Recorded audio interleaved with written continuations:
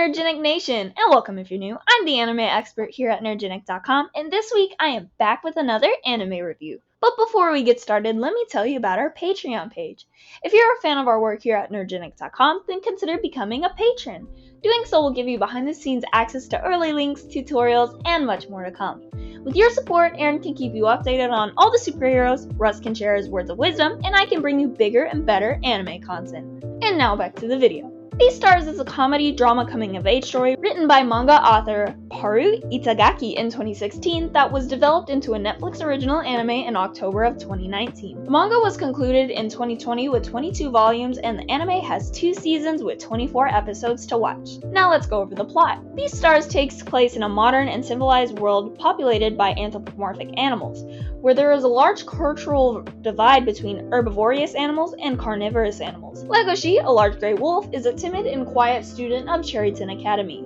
He lives in a dorm with several other carnivorous students, including his outgoing Labrador friend, Jack. As a member of the school's drama club, Legoshi works as a stagehand and supports the actors of the club, headed by the star pupil Louis, a red deer. Out of nowhere, Tim the alpaca is brutally murdered and devoured in the night, setting off a wave of unease and distrust between the herbivore and carnivore students. At the same time, Legoshi has a fateful encounter with Haru, a dwarf rabbit who has been in love with Louis and begins developing complex feelings for her. I'd have to say that this show has a very interesting take. It's kind of like Disney's Zootopia, but with much darker themes, like how carnivores can partake in eating meat by visiting the black meat market. Weirdly enough though, this anime isn't considered a horror anime, even though it has very similar themes to the show, The Promised Neverland, with the meat market, but even takes a step further with the mafia and other gang-related fight scenes, and even horrifying backstories from some of the characters. Speaking of the characters, let's go over the main cast.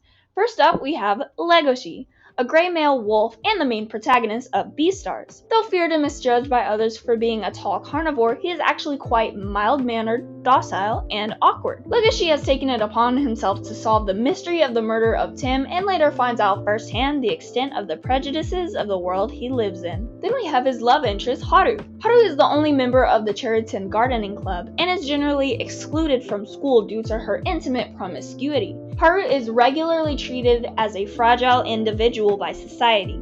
She longs to be seen as her own person rather than something small and in need of protection. Then we have Louis the deer, and Haru's ex-lover. Being the duder antagonist to Legoshi, Louis was the star head actor of the Cherryton Academy Drama Club and was the candidate for the title of Beastar. He also served as the boss of the Shishigumi for a time. Louis appears to be arrogant and self-righteous, but underneath him lies his insecurity about him being physically weak. Then we have Juno. Juno is a member of the drama club on the actor team.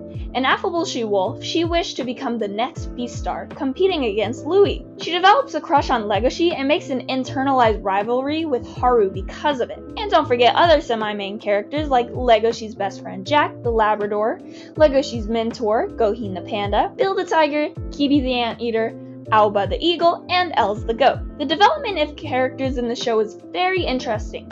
Instead of this being the anthro version of your typical high school slice of life anime, there's a lot of deep themes and action-packed moments that occur frequently in the show. And the emotions experienced in the show are very realistic and show that everyone to an extent deals with mental illness and intrusive thoughts. And lastly, let's go over the art style. This show has a very unique art style. Animals are not usually the main thing to be drawn in anime or manga, so sometimes animals can be drawn kinda weird, but not Beastars.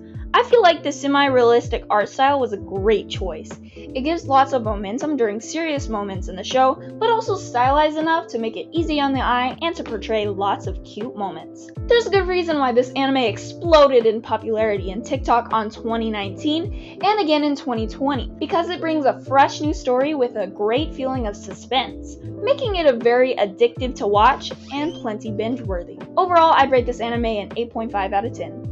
I really wish that the show/manga would be a little longer because I feel like there would be a lot more world building. But if you're into short anime, then Beastars would be one heck of a recommendation to add to your watch list. And that brings us to the end of this video. So, have you seen Beastars? Please let us know what you think down in the comment section below. And as always, be sure to like and subscribe to keep up with new anime content and to join the Nerdgenic Nation. That's all for this video. See you in the next one. Anime expert Ash, out.